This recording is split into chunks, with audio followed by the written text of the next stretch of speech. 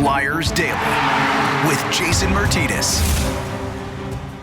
All right, here we go. Thursday, January 6th edition of Flyers Daily with Jason Martinez. Flyers back in action tonight. Well, kind of. Some Flyers are back in action tonight as the Pittsburgh Penguins visit Wells Fargo Center. Flyers-Penguins game a couple weeks ago, just before Christmas, was postponed. This will be their second matchup of the season against the Penguins. And earlier this season, game in Pittsburgh, Flyers lost that one in overtime on a Chris Letang wraparound goal. But the Flyers looking to exact a little revenge tonight, but they're going to be light on players. As we know, one of the big storylines in the NHL is the growing list of players and team personnel in COVID protocol. And the Flyers have added a couple more names to that list, unfortunately. Claude Giroux and Ivan Provorov were added just prior to the final game of that road trip in Anaheim. And today, Travis Konecny and Travis Sanheim were added to the NHL's COVID protocol list today on January 5th. Well, yesterday on January 5th. Now, the Flyers in this game, here's the players the Flyers will be missing in COVID protocol. Konecny, Sanheim, Giroux, Provorov, Jackson Cates, and Nick Seeler. Injured, Sean Couturier, Ryan Ellis, Derek Brassard, and Nate Thompson. I think Brassard's getting close to coming back. And you got to wonder when you look at this list and you look at the amount of names. I mean, 6 names in COVID protocol, where we don't know that line that you have to cross in the NHL to go from a team playing shorthanded with players in COVID protocol, using your taxi squad and bringing players up, to that line of we're going to play tonight and we're not going to play tonight. We're going to postpone the game because there's too many cases. Not only can you not field a legit NHL team because there's so many cases, but you also have the other part of it, the obvious part that of spreading the virus. And the reason they keep players out because they don't want them around other hockey players. But obviously, the Flyers, it's going around their locker room. This is now several players. Kevin Hayes is back, Scott Lawton, Carter Hart. They all were just on the COVID protocol list and have returned. And I know there's a lot of calls out there for the NHL to change their testing policy, like the NFL is doing. Players without symptoms or asymptomatic players should be allowed to play. I don't know that we're anywhere close to that happening because you also have 2 governments involved here, the Canadian government and the United States government, and you cannot put in one set of rules for American teams and one set of rules for Canadian teams. But on the other hand, the NHL just postponed 3 more games in Canada due to attendance restrictions north of the border. The Jersey-Montreal game, the Jersey-Toronto game, and the Chicago-Edmonton game on the 15th, 17th, and 18th have all now been postponed because of attendance restrictions in certain Canadian cities. Now, the reason why they're doing that is because they want to have these games without restrictions on attendance so they can make the money. So the Flyers going into this game with a substantial amount of attrition on the roster. Now, every team's dealing with it, some less than others, like the Nashville Predators are only dealing with 1 player right now in COVID protocol. The Rangers are dealing with 3 or 4, including Artemi Panarin. The Pittsburgh Penguins, they also, the opponent tonight, have 2 players in COVID protocol. Kasperi Kapanen went in on December 29th, and Jeff Carter went in on December 31st. Both of those players are right around that period where they can return now. So if they have both those players back and the Flyers still with that long list of guys in COVID protocol that I just read with Konecny, Sanheim, Giroux, Provorov, Cates, and Seeler, why is this game moving forward? That's the question for a lot of people. So in light of that, I put out the tweet with all the players not available, both to COVID protocol and injury, and said to post any questions for this episode of Flyers Daily. And Bahama Mama Enthusiast tweeted in and says, it doesn't make any sense how they're allowed to play, meaning the Flyers. If they're spreading COVID amongst themselves, how is another team considered safe? It's a legitimate question. We don't know what that line is. There hasn't been a definitive answer as to how many cases is the tipping point to start postponing games for a team versus playing through it and pushing forward with the schedule. Now, we know that these games in Canada with attendance restrictions are getting postponed. That's dollars and cents. That's easy to figure out. But when you look at this situation, the Islanders earlier this season, Lou Lamoriello was basically begging for a pause in his season because he had so many players down. I think they were north of 9 players before they shut down the New York Islanders for a small period of time. Earlier in the year, Ottawa got shut down for a period of time. The whole league around Christmas was shut down for a small period of time. And when I mean, you have a team here in the Flyers trying to push to get themselves back into the wild card, and this is no way to be able to do it because not only are you missing players, but you're missing really key players. No matter what you think of any of the players, Konechny, Sanheim, Giroux, Provorov, Cates, or Sealer, the next man up mentality, it's a cute thing to say. It's a nice thing to say.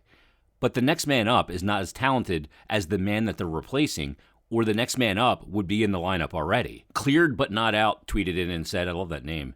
He said, the NHL leaves NBC to go with ESPN Turner. Since opening night, I don't think the place in Bristol has shown one game over the air besides ABC's Black Friday. TNT does one game a week, usually at 10 p.m. Eastern start. Tomorrow is ESPN Plus only. That's the game tonight. How is this good for the sport? Well, I'll tell you why. Number one, ESPN has aired more than that. Turner did air some games earlier time slots earlier in the season, but the new NHL broadcast agreement was signed after they already had their wrestling agreement. So when the new year starts, we'll start to get earlier games here with TNT starting in this month.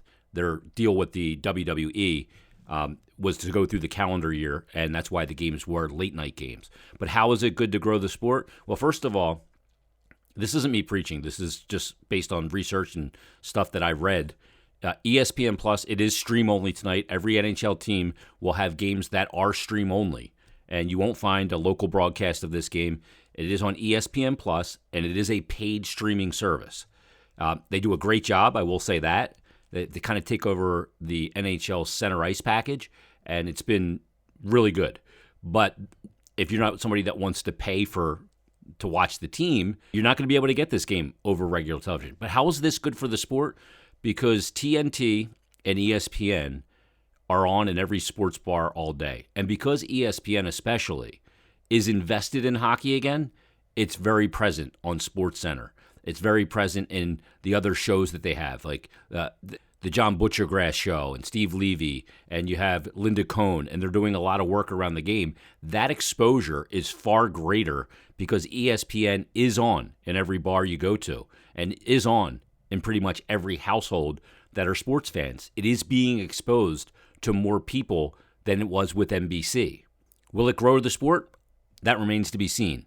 I imagine it will. The last time the NHL had a big growth spurt was when it was with ESPN in the 90s. It was ESPN in the 90s, and you also had, the EA video games, NHL 94 and all those. They helped grow the sport as well. So I get people are going to be miffed, and I'm probably going to get a lot of hateful texts and tweets coming up during the game tonight. This is not a Flyers decision to have the game on ESPN Plus only. It's an NHL broadcast agreement, and every team will have it. Matter of fact, the Penguins already had one earlier this season. So did the Washington Capitals. It was when those two teams faced each other. And you may say, well, why would they do it when the Flyers are playing the Penguins? That's when you would get the most eyeballs and, the most ratings, if you will, for an over-the-air broadcast. Well, they're putting that on the ESPN Plus for that exact reason, hoping people subscribe. Colin Newby tweeted in and he said, forward depth was supposed to be the strength of the team entering the 2020-2021 season before everything went south. The Flyers have reputable forwards go through hot and cold streaks so frequently. Is this more about the nature of NHL scorers or a problem specific to this organization? Look, I think there's all different levels of players. Like great players like Alexander Ovechkin, like Austin Matthews, like Connor McDavid. We see their highlights, and it seems like they're scoring all the time. And those guys pretty much are.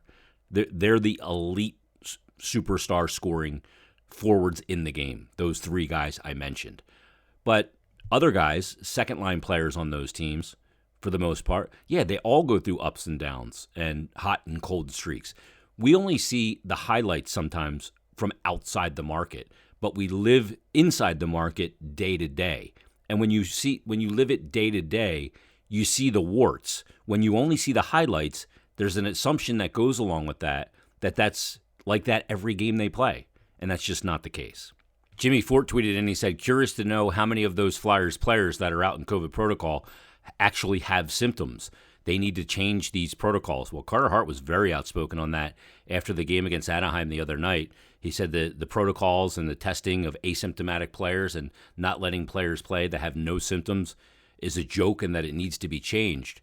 And look, I'm in agreement, but this virus, these leagues and the people they consult with and all of the risk that is taken on for the teams and all the personnel working in and around it, I guess, is part of the equation.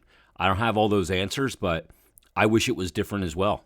I agree with you. Yeah, my buddy Mark Taruso tweeted in and said, can the NHL please commit to calling off the game by noon if that's what they decide to do? Also, it's time for the guys with no symptoms to be allowed to play and just quarantine a bit off the ice.